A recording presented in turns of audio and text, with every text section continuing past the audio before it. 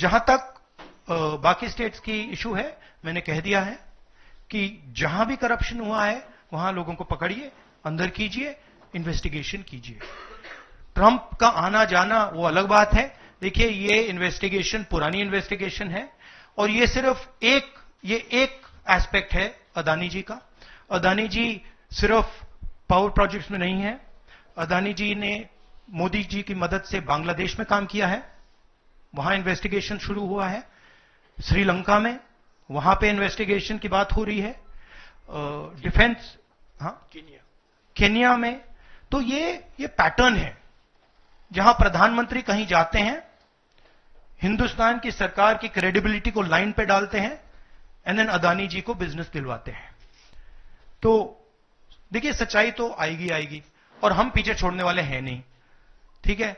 तो I am confident we will work slowly and end में we will dismantle this structure. Vikrant, मेरा सवाल ये कि आप लोग कहते जैसे अच्छा, इन्वेस्टिगेशन के बारे में what has mister Adani said? Has he said anything? There's only a statement that's been issued by the group saying that they are not opening those projects. So he hasn't said anything, no? Nothing. So he doesn't feel it necessary. He doesn't feel it necessary to say, to respond to this, that an FBI investigation has shown that he has done 2,000 crores of corruption. He has, let me speak. He has done 2,000 crores of corruption. He has done criminal acts in the United States, criminal acts in India, and he doesn't feel the need to reply. And it's interesting, the media doesn't feel the need to pressure him to reply. Why?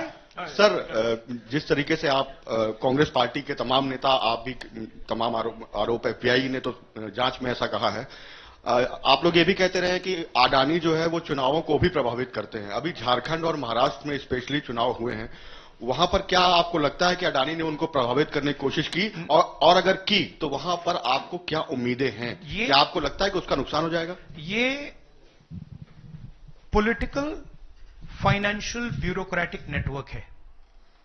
इसमें bureaucracy के लोग हैं, इसमें political लोग हैं, इसमें financial लोग हैं। एक तरफ ये हिंदुस्तान के पॉलिटिकल सिस्टम को कैप्चर करता है, महाराष्ट्र में किया, मध्य प्रदेश में किया, अरुणाचल में किया, अलग अलग स्टेट्स में किया है, पैसा देके किया, और दूसरी तरफ ये प्रॉफिट का काम करता है। और इन दोनों में लिंक है, पैसा बनता है, पैसा सरकार को बनाने में जाता है, वर्चुअस साइकिल कह दो, देश के लिए नेगेटिव और इनके लिए वर्चुअस साइकिल। तो ये जो मेन स्ट्रक्चर क्या है, स्टॉक प्राइस को आप ऊपर रखिए, स्टॉक प्राइस के बेसिस पे आप लोन लीजिए, और फिर लोन से आप प्रोजेक्ट्स बनाइए, सरकार बनाइए, और प्रोजेक्ट्स लीजिए, और वैल्यूएशन ऊपर जाएगा। ये साइकिल है। जैनेंद्र, वो आप अभी डिस्ट्रैक्ट करोगे, बाद उसको डिस्कस बात करेंगे, मगर पॉजिटिव है हमारे लिए। जी राहुल जी, एक तो ये अदानी से जुड़ा हुआ मामला जो है, उस पर यह सवाल है कि जब आप सीधा ये मांग कर रहे हैं कि अदानी की गिरफ्तारी होनी चाहिए, उनकी कंपनियों के साथ आपकी राज्य सरकारों ने जो पिछले दिनों में डील किए हैं, क्या उन डील्स को रिव्यू किया जाएगा? क्या उनको डिसकंटिन्यू किया जाने पर विचार कर सकते हैं? नहीं, देखिए, मैंने झारखंड के प्रेस कॉन्फ्रेंस में क्लियरली बोला कि एक है क्रिमिनैलिटी और करप्शन, दूसरा है ड्यू प्रोसेस। अगर अदानी जी, अंबानी जी ड्यू प्रोसेस के साथ काम कर रहे हैं, we have no problem. But अगर क्रिमिनैलिटी के साथ काम कर रहे हैं, मोनोपोलाइजेशन के लिए काम कर रहे हैं, करप्शन के साथ काम कर रहे हैं, वी हैव अ प्रॉब्लम। अब सरकार के ऊपर है कि वो इन्वेस्टिगेशन शुरू करें। हर स्टेट में बांग्लादेश के कॉन्ट्रैक्ट को investigate, Kenya, Bangladesh, Sri Lanka, America, Australia, सब इन्वेस्टिगेट करें। हमारे स्टेट्स में, ऑपोजिशन के स्टेट्स में, सरकारी स्टेट्स में, सब जगह कीजिए। बट शुरुआत तो वहीं होगी ना, अदानी से शुरुआत होगी। तो अदानी को पकड़िए, अंदर डालिए, इंटेरोगेशन शुरू कीजिए और इन्वेस्टिगेशन शुरू कीजिए।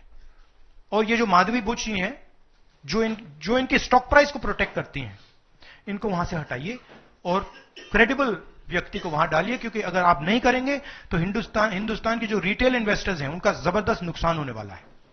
ये खिलवाड़, ये गेम जो चल रहा है, इसमें अंत में हिंदुस्तान का जो रिटेल इन्वेस्टर है वो मार खाएगा। अदानी जी बच जाएंगे, बड़े बड़े लोग बच जाएंगे, छोटा इन्वेस्टर जो है, मैं आपसे बोल रहा हूं, आप मार खाओगे। और मेरा काम है एज एलओपी आपको प्रोटेक्ट करना।